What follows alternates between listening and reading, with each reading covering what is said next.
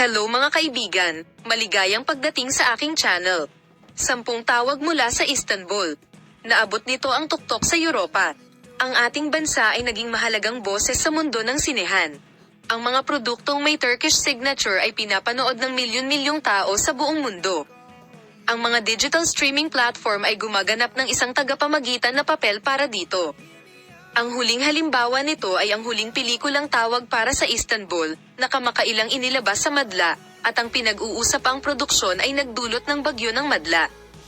Ang produksyon na ito, na pinagbibidahan ng mga kilalang pangalan tulad ng Uba Buyak Ustan at Engin Akyurek, ay nakasentro sa kadudadad ang pagmamahala ni Nasrin at Mehmet, na nagkataong nagkita sa paliparan sa kanilang paglalakbay mula Istanbul patungong New York.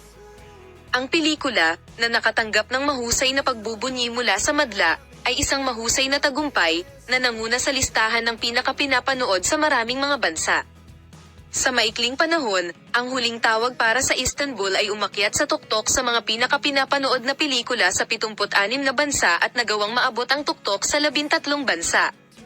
Nakatawag ito ng malaking atensyon lalo na sa mga bansa tulad ng Germany, Canada, Finland, Netherlands, Mexico, France, Belgium, Brazil, Portugal, Italy at Spain.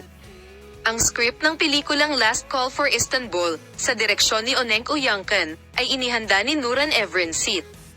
Ang bilang ng mga produksyon na may Turkish signature ay tumaas ng malaki sa mga nagdaang panahon.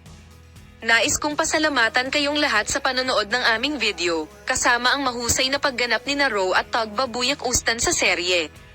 Nais kong pasalamatan kayong lahat sa panonood ng aming bagong video. Paalam, makita ka sa mga bagong video.